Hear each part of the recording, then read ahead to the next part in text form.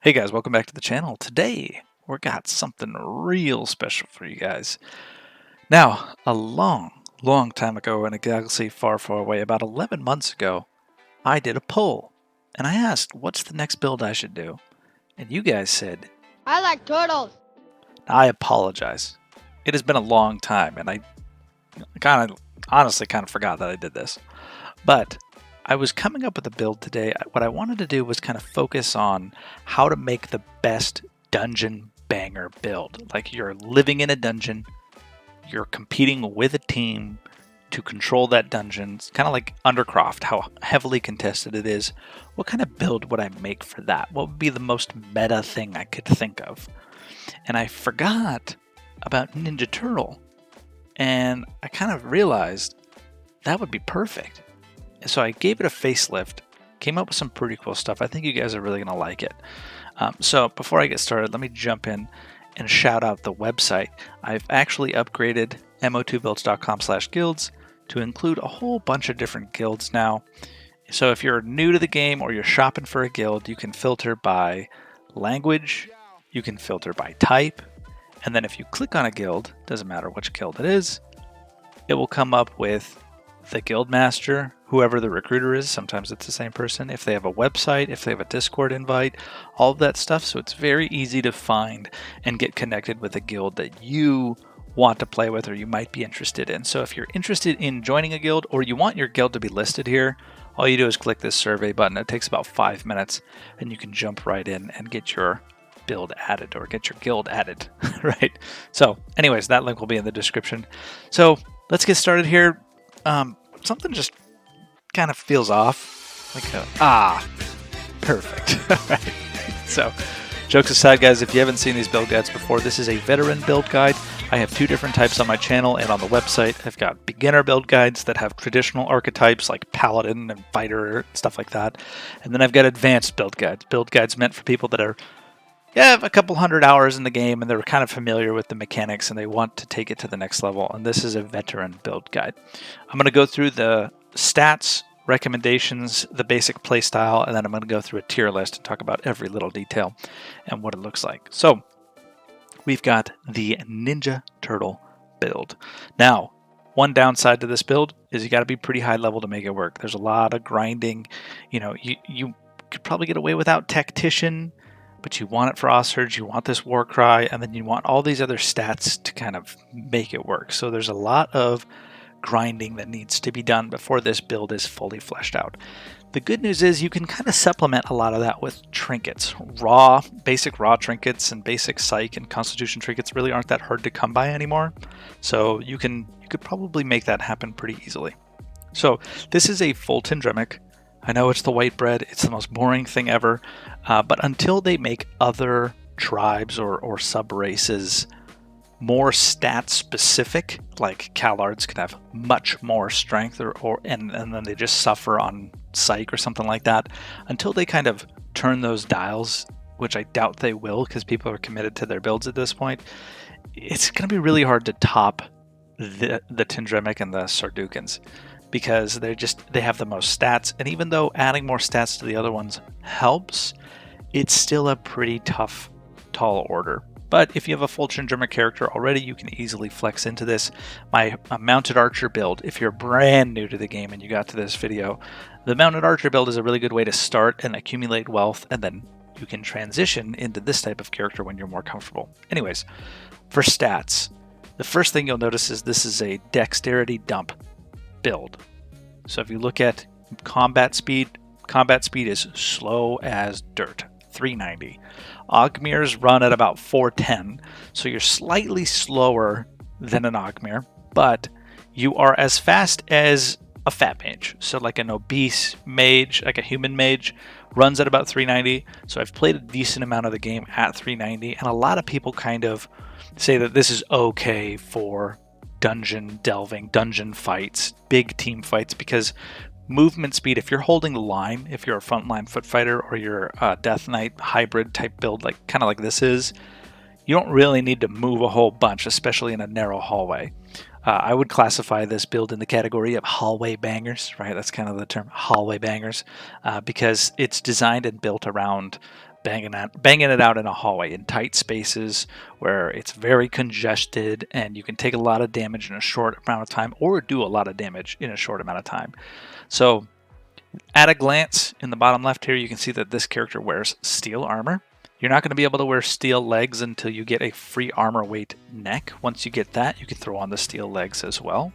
You have 200 mana, which is absurd for somebody that also can carry a tanky pet. You can carry a snapping turtle or any other type of reptile that you want.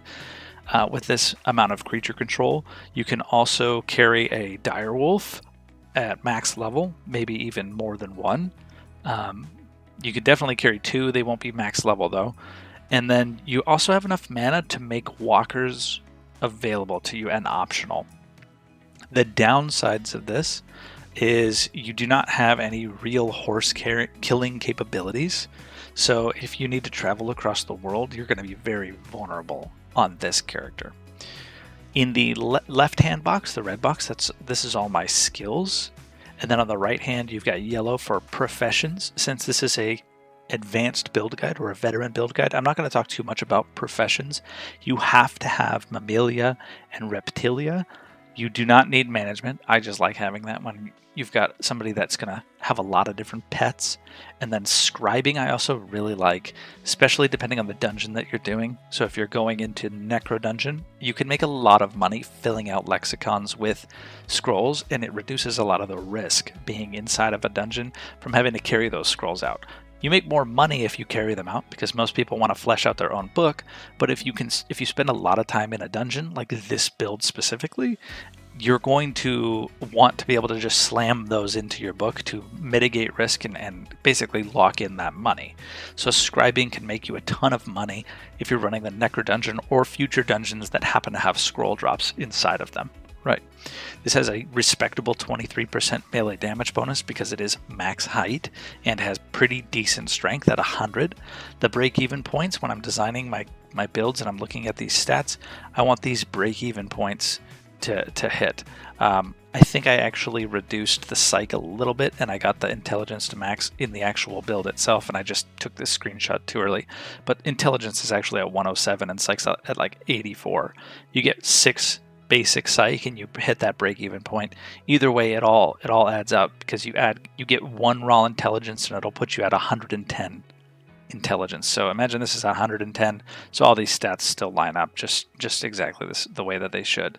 But you have blocking, so you can block. You have a weapon of your choosing, so I have axes on here because I really like running one-handed axes and shields, and then you can run medium armor. But if you're running the full steel armor, you can run a two-handed axe. You could run basically any melee weapon that you want. You have defensive stance at 100, so you're just that much tankier. You have ecumenical at 50, not 62, because you're almost never going to be T-lashing. T-lashing is kind of like the last thing you should be doing in this build, and 50 gets you that magic reflect that you want. You're going to be using your mana to Awe Surge, so you get 92 Necro, and the basic playstyle with this build is the fight starts or somebody calls out that there's a big group of enemies down the hallway or around the corner, and you call it out and you say Awe Surge spam, and your whole team just Awe Surges themselves. If you don't know, you Awe Surge yourself and the AoE goes forward and you can shoot it through walls and all kinds of bullshit. It's super meta right now. It's really kind of lame, but it is very, very meta. Having 100 necromancy skill also allows you to make greater walkers, and unless somebody is exploiting, or I'm not going to tell you how to do it, but there's ways to steal walkers even if somebody has 100 necro. But if you have 100 necro, there's a good chance that other people that aren't using the exploit won't be able to steal your walkers, so you could safely make greater walkers and throw them out. 200 mana, it's a 1 mana bar thing, so you generally don't want to go above 2 walkers. It's going to really drain your mana, and your mana is not coming back even. It's coming back at 20%, which is like nothing. So 2 walker maximum, and then potion utilization at 30. those are just extra points that I had bleed over. You could put those in aggressive stance. Actually, I have aggressive stance at 100 on this. You could put those into creature control, or you can put them into EQ to get your T-Lash unlocked. I just like being able to have that extra health from your potion, or a mana pot if you have the big bucks and you want to throw money at mana pots. That is a way that you could potentially get your mana back. But this character is a full mage here, not a full mage, but has full mental offense and mental training. It has the ability to do reflect. You could trickle these points in and get T-Lash. You have full defensive stance, full aggressive stance. You're wearing steel. You have full points in whatever melee weapon you want. And the kicker is you could have a pet. You can have the Ninja Turtle walking around with you at a max level, has innate base armor that is really good, and has 420 health. It'll die to magic pretty handily. But if you bring this guy in the mid fight and just put him on a mage in the backline, or even use him to brawl in the front line, or use him in the backline to peel, either way, you're getting value. 420 health is a lot of health, and with 50 points in Beast Mastery, it unlocks not about 12% more damage for your pet, which is nice, but it also unlocks the second pet ability, which is Turtle Hide, where he puts his head in the shell, so his weak spot goes away, and he takes less damage. So if he's getting zerged down, you can just do that, and then he'll turtle up, literally turtle up, and you can pull him back with relative ease and safety. You have enough mana that you can heal consistently and very flexibly. So this is an extremely flexible build. You suck at mobility. You're not going to be able to move quickly, but it's a Ninja Turtle build. It's a turtle build. It's really, really slow, right? So that's the basic playstyle, how you want to be playing this class. And it is so good. So good, right? So let's talk about the tier list. All right, so tier list. Before I get started, I like to do the quick shout out and say, of all my new members, I think we have 10 new members on the channel. Thank you so much. I really appreciate it. If you don't know about the memberships, there's 2 different tiers. You get access to videos a little bit early, and then you can also do build guide reviews with me and stuff. So if you have a build that you want to review, you can send it to me and I'll kind of dissect it, pick it apart. And then thank you again to everybody that's leaving super chats and super comments with little donations attached. It really is appreciated, and it motivates me to keep doing this and making more and more of these. Anyways, let's start with PvE, because I always skip PvP. PvE, you know, this is actually really good, right? Because you have all the benefits of being a full foot fighter, so you have decent damage across the board. You also have a pet. So the biggest thing here is, like, you know how everybody's like, does anybody have a PvE weapon? Oh, I got a flakestone sword for you. Okay, thanks, man, thanks, right? In the dungeons, like, anybody have a PvE weapon? Because most people forget or whatever. And they swap to a low durability weapon, or a weapon that they can burn the durability on because it's already low, to do PvE, so that way their weapon stays fresh. This build doesn't have to do that as much because you have your pet, and your pet can chunk and do tons of free PvE damage and very reliable PvE damage. And the only thing that you really have to be careful of is the loyalty. So every time you give an attack command with your pet, it loses 10 loyalty. And you don't think that adds up, but I had a Shore Prowler in Necro Dungeon one time that started at 1,000 loyalty, and I got 3/4 of the way through the dungeon and my loyalty was gone because I was giving it so many attack commands on all the different mobs to keep it rotating and keep it doing the damage. So just be careful of that with your loyalty, because it burns 10, and then anytime you accidentally hit it, like with an Ossurge or a Miasma or something like that, it's going to take loyalty damage and it's going to fall off really fast. So just be careful of that. You don't want your turtle to just abandon you in the middle of the group. That would be bad. It would start attacking the closest target to it, typically an ally of yours. So you don't want to do that. But other than that, like, the PvE, really, really good. I'll actually knock it down one peg because we're talking about the whole game here, not just inside of a dungeon. And if you look at this build as a whole, it's not going to be able to operate outside of the dungeons. So mobs in the outside world, you'll be able to handle bandits and things like that decently well. It's not like you're not going to be able to do it, but your build is extremely slow. So if you get intercepted by anybody out in the open world, it's going to be a little bit rough. So it's between B and A. I would say if you're in a dungeon, it's definitely A tier, maybe even S tier. It's very good for PvE. Solo play, I would say probably down here. Like, the whole goal of this build, the whole idea behind this build is you're built for team fights. You're built for being ultra meta, team fight, utility, total flexibility. You're really slow, so you can't get away from anything, not even an Ogmere, right? An Ogmere that has full dexterity is going to catch you. So you're pretty slow, but you're so tanky and so durable, and you have so much utility, being able to heal yourself. If you want to throw a tower shield on your back and go extremely overweight, you could do that. You could throw a big ass tower shield and then turn your back, and who cares about your speed at that point? You're literally not moving. You just become a turret caster and you just heal yourself. So you can do that too, to make yourself even more unkillable. But outside in the open world, it's not going to be the best solo build, right? This is something that you would run for like your second character or for your guild if you know that your gameplay loop exists basically inside of dungeons and all you're doing every day is team fights. This is a super good build for that. So 1v1 and dueling. Dueling is like traditional in-town dueling with like no magic and stuff like that. It's like slightly above average. I'd say, it's got the full ability for defensive stance, aggressive stance. You can use your weapon. You can wear all the way up to steel. It's decent, right? It's not the best duelist. It's not S or A tier even, but it's like slightly above average. I'd say that it's decent, right? And then if you're talking about dueling all day long, there's the utility perspective of being able to heal yourself after a duel instead of having to bandage over and over. That's kind of nice, right? So it's like slightly above average. 1v1 is like how likely you are to kill another build. And when I'm talking about that, I'm talking about you meet them in the open world and it's a duel to the death with no rules. How does this stack up against all the other builds in the game? And you are going to lose to basically every mounted build. They might not be able to kill you, but you definitely won't be able to kill them.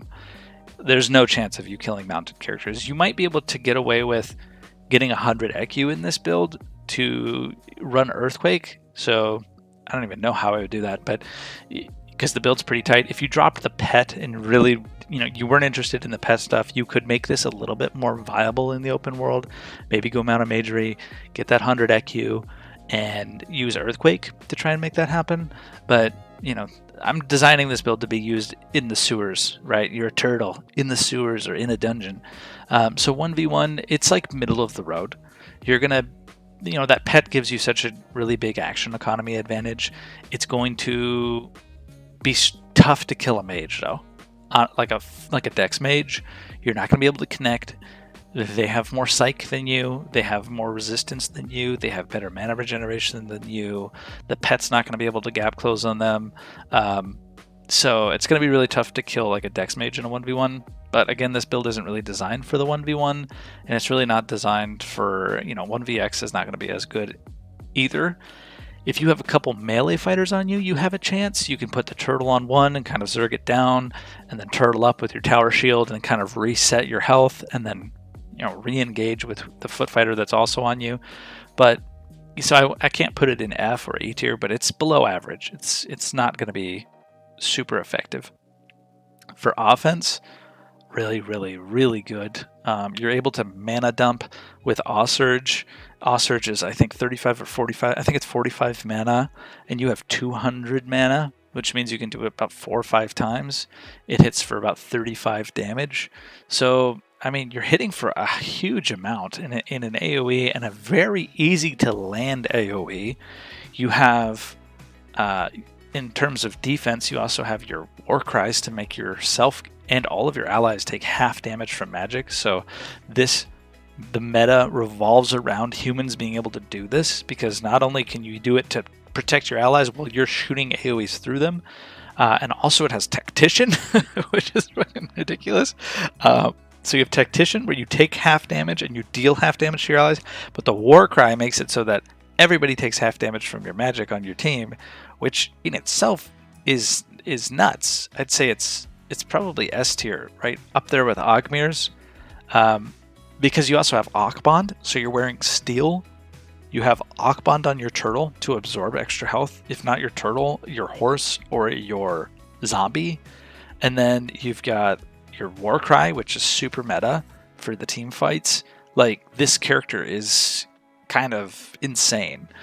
Your offense is a little bit worse than your defense, but that's okay because you can do a whole bunch of stuff.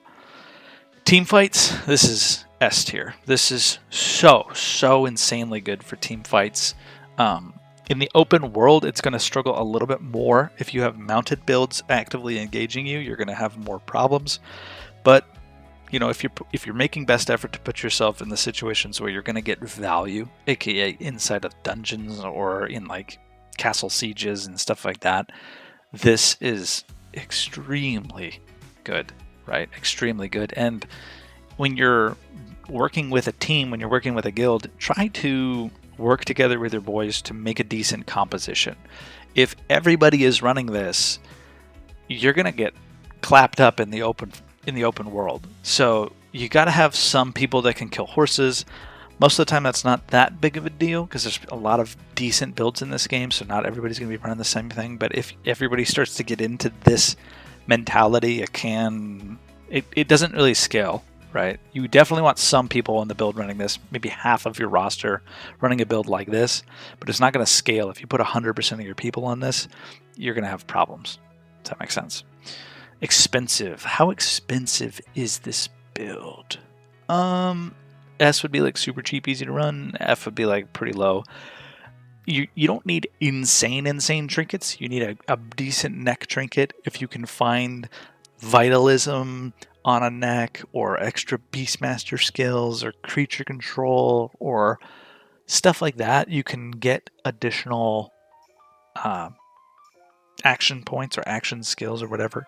So it's not that bad from a trinket cost perspective. You don't really need any crazy rings. Like if you want to go down the road and you just have money to burn, obviously pick up damage rings. Like those will never be bad. Adding extra mana, adding extra health, all that stuff, it's all just a benefit, but there's nothing that you like super need to make this build turn online. You need Clade, you need experience, and honestly, leveling in a dungeon with a pet is some of the best experience in the game.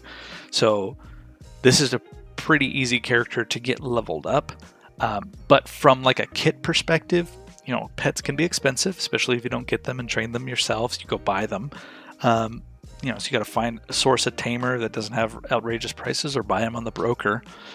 So that can be expensive, and then running full steel every single kit can be expensive. You need additional things like spirit boxes and regs. So you're kind of using everything except for a bow, and so it's pretty expensive to actually step out the door with this kit. It's not going to be that cheap per death. Utility, it's up there. You don't have elementalism, right? You don't have an enormous mana pool. You have a really big mana pool, but you don't have an enormous mana pool like an obese fat mage or anything like that. But in terms of your build being online, we'll talk about that when it comes to uptime. Your uptime's actually pretty good on this, but from a utility perspective, yeah, it's really good. Like you can stand anywhere on the battlefield with relative safety and fill whatever role you need to fill with relative efficiency. Like it's pretty good. Skill cap. How hard is it to play this? I'd say it's like middle of the road. You have to learn everything. You need to learn how to use pets, use magic, and be a decent foot fighter. The only thing you don't need to learn is use a bow, and you can learn that in 5 seconds. So it's decently hard. It's not the easiest thing in the world. It's not the hardest thing in the world. The biggest skill cap thing that you're going to have to get used to is moving like turtle speed all the time. Uptime. I'd say it's like middle of the road, slightly lower, right? You're dedicating a surprisingly low amount of points to having that pet. 78 creature control points is next to nothing, and you don't even need these 50 beast mastery points. I like having that turtle option, the turtle up ability where he puts his head inside his shell. So that's nice, but you could realistically redistribute that to other things that you deem more useful. So you don't need that. But, from a foot fighting perspective, you're very heavily a foot fighter. You have magic. So when you're using your foot fighting abilities, you're not getting value from your magic and vice versa. But if you're living in a dungeon and we're doing nothing but team fights down there, you're probably going to do both of those every single fight. So it's like slightly below average just because the build is really a three-way split. Two-way split with like a little sliver for the pet, but yeah, so it's slightly below average. It's not like a dedicated foot fighter or a dedicated mage. Crafting. It's slightly below average as well because you have those several abilities. You need to have Mammalia, Reptilia. Management is also really nice to have. So slightly below average. But since it's a human, it's not like all the way down there. You could put points into like the profession skills if you didn't care about other things. Fun perspective. I've played similar builds to this before. Not exactly this build, but really fun, guys. Really fun. Sucks when your pet dies, just like all tamer builds, because if your pet gets killed, it just feels real bad, man. But if you get value, if you win a fight and your pet survives and it feels like a true victory, God, that feels good, man. It feels so good. And the other thing that feels really good is being able to weave in and out of combat, both as a foot fighter and as a mage, and get value from both sides. Playing all of that in one game or in one team fight just feels incredibly fun. Now, keep it in mind, guys, that sheathing your weapon takes about 2 seconds. So sheathing your weapon and unsheathing your weapon is a 4-second turnaround. Then it takes about 2 seconds to get a lesser heal out. So lesser heal heals for whatever it heals for, let's say 30, right? And then every 2 seconds after that, you get 30 health, 30 health, 30 health. So it can add up if you do it, you get multiple casts off in a row. But you're spending 4 seconds at least to get away and start doing that. And you're the slowest build in the game, running at 390. So you're not going to be able to make a gap. You're not going to be able to get away from anybody to start doing that. Or it will take you a long time to do that. So you're going to spend a lot of time just moving for positioning.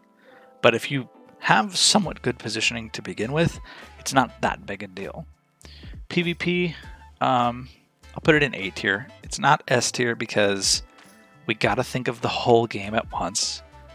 But if you are just talking about the dungeon and what the build is designed for, it's probably S tier.